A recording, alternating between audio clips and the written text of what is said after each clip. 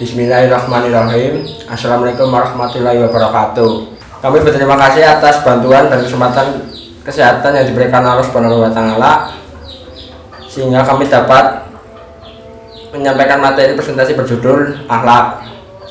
Adapun anggota kelompok kami antara lain Saya Ayub Nur Syabani dengan NIM 19030100037.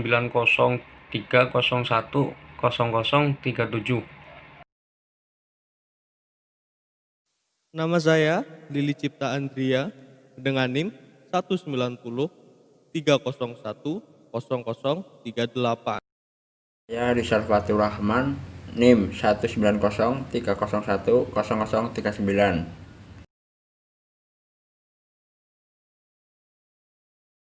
Nama saya Elsa Dwi Anjaswari, NIM 1903010075. Perkenalkan, nama saya Putri Zulfa Azahra, NIM 1903010070.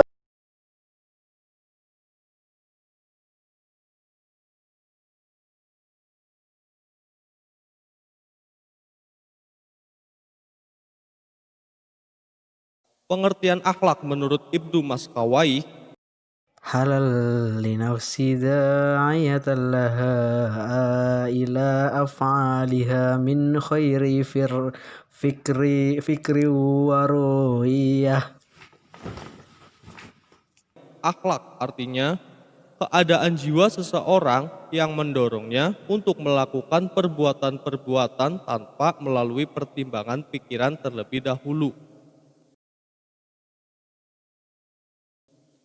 Menurut Imam Al-Ghazali, Al-khalaqu ibaratan anha haynatin fin nafsi rasihatin anha tash'urul af'alu bi suhulati wa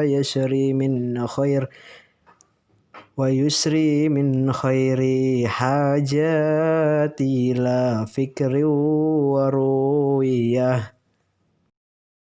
akhlak ialah suatu sifat yang tertanam dalam jiwa, yang daripadanya timbul perbuatan-perbuatan dengan mudah, dengan tidak memerlukan pertimbangan pikiran terlebih dahulu.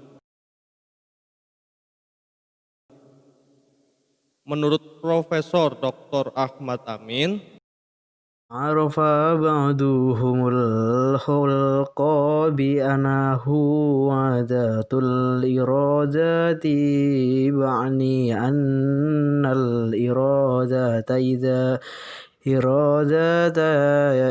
atadat say'a fa'adatuha hiyal musammatu bil khulq.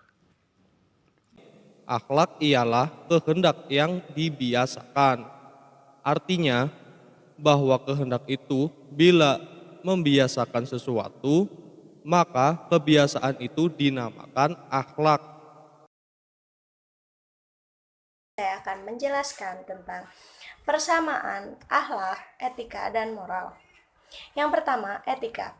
Seperti halnya dengan banyak istilah yang menyangkut konteks ilmiah, istilah etika pun berasal dari bahasa Yunani kuno. Kata Yunani ethos dalam bentuk tunggal mempunyai banyak arti: tempat tinggal yang biasa, padang rumput, kandang, kebiasaan, adat, akhlak, watak, perasaan, sikap, dan cara berpikir. Etika dapat didefinisikan sebagai refleksi kritis, metodis, dan sistematis tentang tingkah laku manusia sejauh berkaitan dengan norma. Jadi, etika bersifat absolut, tidak dapat ditawar-tawar, berbuat baik mendapat pujian, dan yang salah mendapat sanksi. Yang kedua, moral. Perkataan moral berasal dari bahasa Latin mores. Moral adalah istilah manusia atau orang lainnya dalam tindakan yang memiliki nilai positif. Di dalam Kamus Umum Bahasa Indonesia, dikatakan bahwa moral adalah baik buruk perbuatan dan perkataan. Moral merupakan istilah yang digunakan untuk mendapatkan batasan terhadap aktivitas manusia dengan nilai atau hukum baik dan buruk. Perbedaan antara moral dan etika yaitu Etika lebih banyak bersifat teoritis, sedangkan moral lebih banyak bersifat praktis. Etika memandang tingkah laku manusia secara umum, sedangkan moral secara lokal. Moral menyatakan ukuran, sedangkan etika menjelaskan ukuran itu. Terus persamaan etika dan moral dan akhlak. Yang pertama, akhlak, etika, dan moral mengacu kepada ajaran atau gambaran tentang perbuatan, tingkah laku, sifat, dan pengaruh yang buruk. Yang kedua, akhlak, etika, moral merupakan prinsip atau aturan hidup manusia untuk menakar martabat dan harta kemanusiaan. Yang ketiga, akhlak, etika, moral seorang atau sekelompok orang tidak semata-mata merupakan faktor keturunan yang bersifat tetap, statis, dan konstan, tetapi merupakan potensi positif yang dimiliki setiap orang. Perbedaan akhlak, etika, dan moral. Berdasarkan tolak ukurnya, tolak ukur akhlak ada di Al-Quran dan As-Sunnah. Lalu etika tolak ukurnya ada di pikiran dan akal. Moral tolak ukurnya adalah norma hidup yang ada dalam masyarakat berupa adat atau aturan tertentu. Berdasarkan sifatnya, etika bersifat teori dan akhlak dan moral bersifat praktis.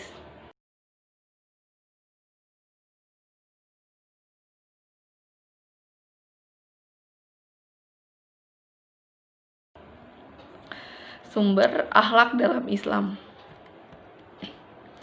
Yang dimaksud sumber akhlak dalam Islam adalah yang menjadi ukuran baik dan buruknya atau mulia dan tercelanya sebagaimana keseluruhan ajaran Islam.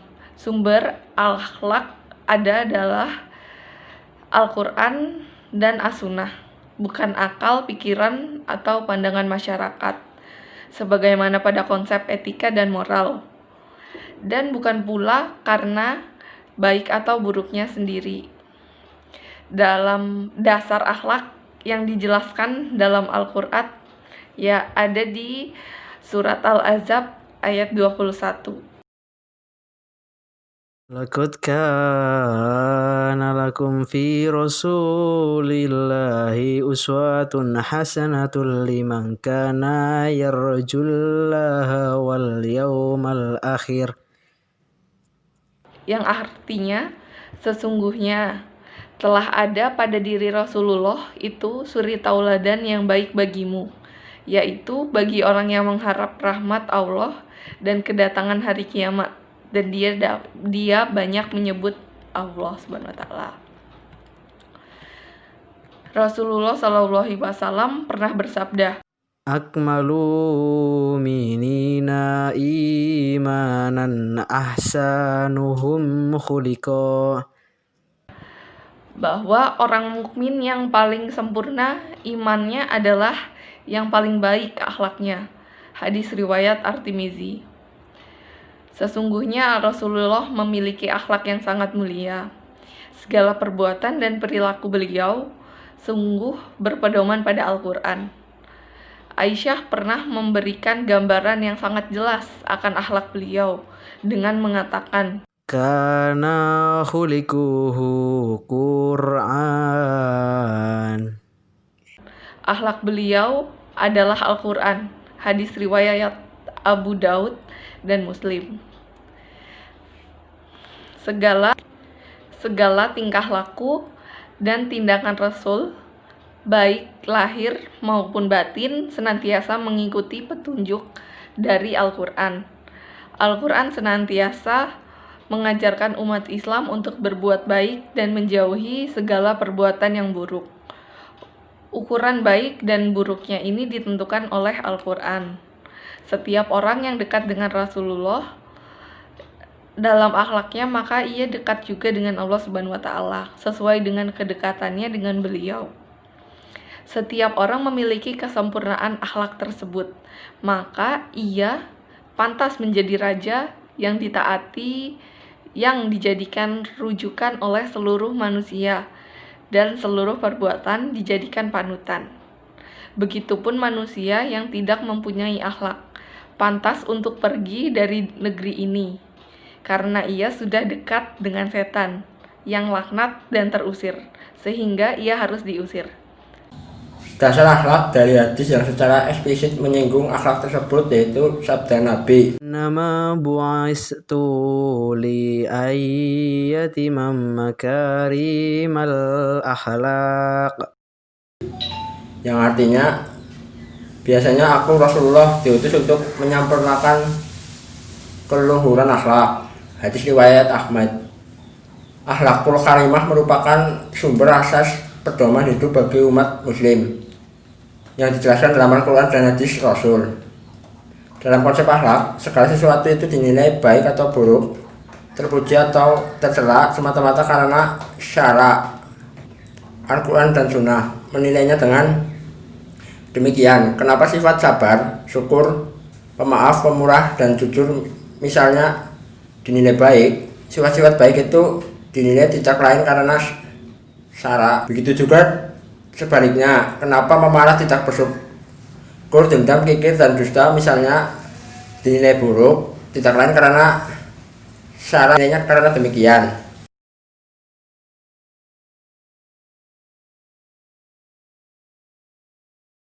Bismillahirrahmanirrahim. Suatu perbuatan dipandang baik oleh masyarakat umum atau dipandang buruk, di mana setiap masyarakat dapat menilai suatu perbuatan itu baik atau perbuatan itu buruk. Perasaan terhadap suatu perbuatan itu baik ataupun perbuatan itu buruk itu disebut sebagai moral sense. Umpamanya, ada seseorang yang berbuat kasar terhadap orang tua, orang lain pasti akan menilai bahwa perbuatan itu tidak baik. Demikian pula terhadap perbuatan seperti kikir, sombong, ujub takabur, aniaya, malas, dan lain-lain. Demikian pula sebaliknya. Apabila ada seseorang yang bersikap ramah, sabar, rendah hati, dermawan, adil, jujur, dan lain-lain, orang akan menilai perbuatan tersebut adalah perbuatan yang baik dan terpuji. Seperti yang dijelaskan pada surat Ali Imran ayat 134. Bismillahirrahmanirrahim. Allazina yunfikuna fis syura'i wad-durai wal kaziminal ghaiza wal afina 'anil nas wallahu yuhibbul muhsinin. Yang artinya yaitu orang-orang yang menafkahkan hartanya baik di waktu lapang maupun sempit, dan orang-orang yang menahan amarahnya dan memaafkan kesalahan orang. Allah menyukai orang-orang yang berbuat kebajikan. Surat ayat Ali Imran ayat 134. Akhlak memang merupakan batas pemisah antara orang yang berakhlak dan orang yang tidak berakhlak. Akhlak juga merupakan roh Islam, yang mana agama tanpa akhlak samalah seperti jasad tidak bernyawa. Karena salah satu misi yang dibawa oleh Rasulullah SAW ialah membina kembali akhlak manusia yang telah runtuh sejak zaman para nabi yang terdahulu. Selain itu, akhlak ialah ciri-ciri kelebihan di antara manusia, karena akhlak merupakan simbol kesempurnaan iman, ketinggian takwa, dan kealiman manusia yang berakal. Dalam hal ini, Rasulullah SAW bersabda, orang yang sempurna imannya ialah mereka yang paling baik akhlaknya. Hadis riwayat Ahmad, Abu Dawud, Ibnu Hibban, dan Hakim, Sahihul Jami, nomor 1230. Kekalnya suatu umam juga karena kokohnya akhlak, dan begitulah juga runtuhnya suatu umam itu karena lemahnya akhlaknya. Hakikat kenyataan di atas dijelaskan dalam kisah-kisah sejarah dan tamadun manusia melalui Al-Quran, seperti kisah kaum Lut, Samud, kaum Nabi Ibrahim, Bani Israel, dan lain-lain. Ummah yang berakhlak tinggi dan senantiasa berada di bawah keridhaan dan perlindungan Allah ialah ummah yang seperti pada zaman Rasulullah SAW. Tidak adanya akhlak yang baik pada diri individu ataupun masyarakat akan menyebabkan manusia krisis akan nilai diri, keruntuhan rumah tangga, yang tentunya hal seperti ini dapat membawa kehancuran dari suatu negara. Pencerminan diri seseorang juga sering digambarkan melalui tingkah laku ataupun akhlak yang ditunjukkan. Allah Subhanahu wa Ta'ala telah menetapkan bahwa umat Muslim adalah umat yang paling baik. Kebaikan ini dikarenakan oleh adanya sifat akhlak yang baik yang telah tumbuh dalam umat Muslim. Sifat akhlak tersebut secara umum telah dijelaskan dalam surat Ali Imran ayat 110. Bismillahirrahmanirrahim. Kuntum khairu ummatin ukhrijat lin-nasi ta'muruna bil ma'rufi wa tanhauna 'anil munkari wa tu'minuna billah. Walau amana ahlul kitabi lakana khairul lahum minhumul mu'minuna wa aksaruhum fasiqun. Yang artinya yaitu, kamu adalah umat yang terbaik, yang dilahirkan untuk manusia, menyuruh kepada yang ma'ruf, dan mencegah dari yang mungkar, dan beriman kepada Allah. Sekiranya ahli kitab beriman, tentulah itu lebih baik bagi mereka. Di antara mereka ada yang beriman, dan kebanyakan mereka adalah orang-orang yang fasik. Surat ayat Ali Imran ayat 110. 3 sifat-sifat akhlak tersebut di atas yang disebutkan pada ayat 110 Quran Surat Ali Imran, yaitu keimanan kepada Allah Subhanahu wa Ta'ala, memerintahkan kepada kebaikan atau amar ma'ruf, dan mencegah dari kemungkaran atau nahi mungkar. Kepercayaan dalam bentuk iman kepada Allah Subhanahu wa Ta'ala akan membangkitkan manusia untuk melakukan amal soleh. Amar ma'ruf adalah cinta kepada manusia, sedangkan nahi mungkar adalah menanggulangi keburukan dan menyempitkan jalan bagi tumbuhnya keburukan dan kejahatan itu. Ini semua adalah puncak akhlak yang baik. Akhlak merupakan jati diri bagi setiap orang, karena setiap orang yang berakhlak jika dibandingkan dengan orang yang tidak berakhlak tentu akan sangat jauh berbeda. Akhlak tidak dapat dinilai atau digambarkan dengan mata uang apapun. Akhlak merupakan wujud jati diri seseorang di dalam pribadi seorang insan yang merupakan hasil didikan dari kedua orang tua serta pengaruh dari masyarakat sekeliling mereka. Terbentuknya sebuah masyarakat diibaratkan sama seperti membangun sebuah bangunan. Kalau dalam pembinaan bangunan, asasnya disiapkan terlebih dahulu. Begitu juga dengan membentuk masyarakat, mesti dimulai dengan pembinaan asasnya terlebih dahulu. Jika asas yang dibina sangat kokoh, maka tegaklah masyarakat tersebut. Jika lemah, maka runtuhlah apa yang telah dibina di atasnya. Selanjutnya yaitu konsep 7B dalam meraih kesuksesan yang hakiki. Manusia yang berpegang pada prinsip akhlak akan mengupayakan hidupnya secara bijak. Semua perbuatan atau amalnya diyakini terarah kepada Allah Subhanahu wa Ta'ala yang telah menanamkan segala yang baik dalam ciptaannya. Kesuksesan yang hakiki akan dapat diraih jika mengikuti konsep 7B, yaitu yang pertama, beribadah dengan benar. Yang kedua, bertakwa dengan baik. Ketiga, belajar tiada henti. Keempat, bekerja keras dan ikhlas. Kelima, bersahaja dalam hidup. Keenam, bantu sesama. Dan yang ketujuh, bersihkan hati selalu. Dengan 7 konsep tersebut, kita dapat mengimplikasikan dalam kehidupan sehari-hari dengan akhlak yang baik.